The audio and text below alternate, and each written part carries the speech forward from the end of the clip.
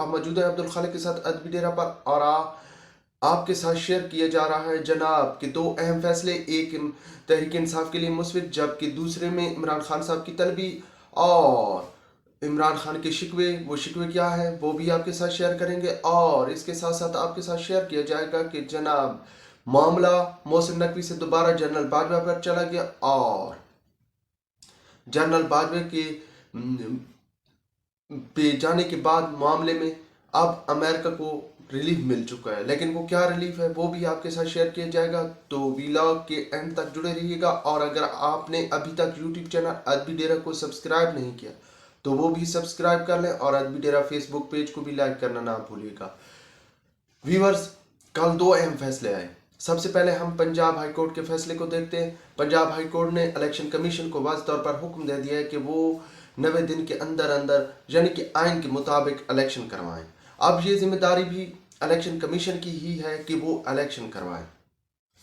इमरान खान साहब ने खुद अपने हाथों से असम्बलियाँ तहलील की थी। वो असम्बलियाँ तहलील करने के बाद उन्हें शायद मालूम हुआ कि वो जिस पोजीशन या ताकत में बैठे थे वो सिर्फ और सिर्फ हुकूमत में बैठने की वजह से थी, उनके पास हुकूमती बेंच मौजूद थे। लेकिन अब चूंकि उन्होंने अपने हाथों से असम्बलियाँ तहलील कर दी थी और वो मुकम्मल तौर पर एक कोने में खड़े हो गए थे, तो इसके बाद उन्होंने इलेक्शन के लिए पंजाब हाई कोर्ट से रजू किया था। पंजाब हाई कोर्ट ने फैसला दे दिया है जिसके मुताबिक अब 90 रोज़ के अंदर अंदर इलेक्शन कमीशन को वाज़ेह तौर पर अहकाम जारी किए गए हैं कि वो इलेक्शन करवाए, और इलेक्शन करवाना भी इलेक्शन कमीशन की जिम्मेदारी है। इस पर राना सनाउल्लाह साहब ने भी वाज़ेह तौर पर कह दिया कि इलेक्शन करवाना इलेक्शन कमीशन और अदलिया का ही काम है।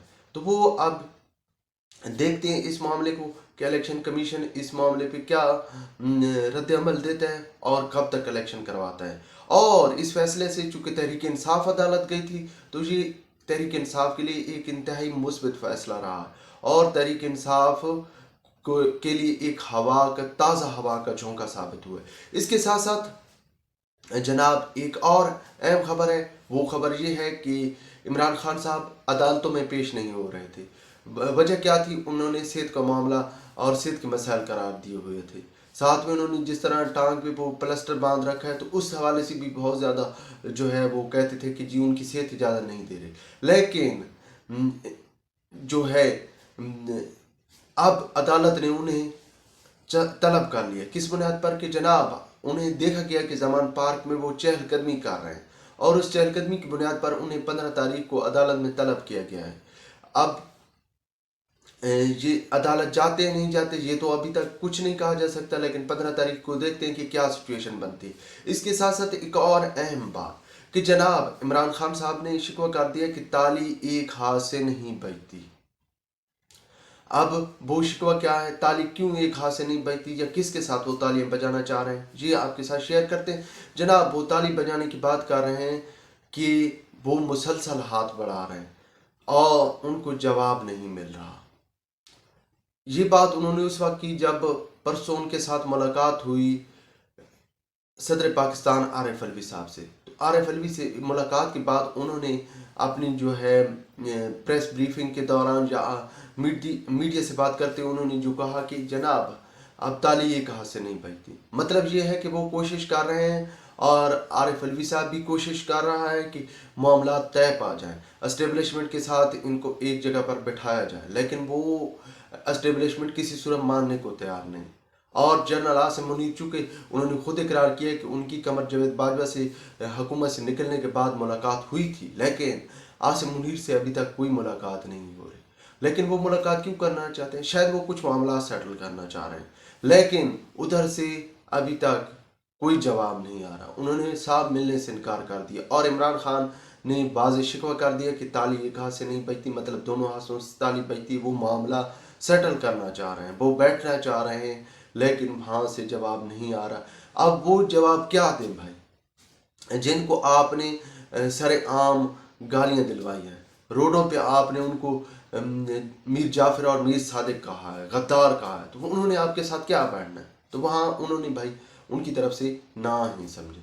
और इसके साथ साथ एक और अहम मामला कि वो जनाब मोहसिन नकवी से दोबारा मामला चला गया जनरल बाजवा पे। عمران خان صاحب نے جب محسن نقوی صاحب کو وزیر اعلیٰ بنایا گیا تھا تو انہوں نے قرار دیا تھا کہ یہ شخص محسن نقوی ہی میری حکومت گرانے کا ذمہ دار ہے.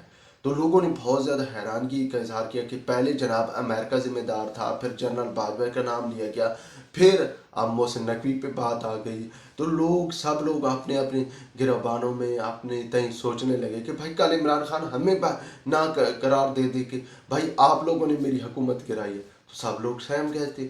تو اب انہوں نے ایک اور جو ہے وہ بیان دیا ہے. اس کے مطابق یہ ہے کہ عمران خان صاحب نے کہہ دیا ہے کہ جو ہے جنرل باجوہ ہی رجیم چینج کا جو ہے وہ رجیم چینج کروایا تھا.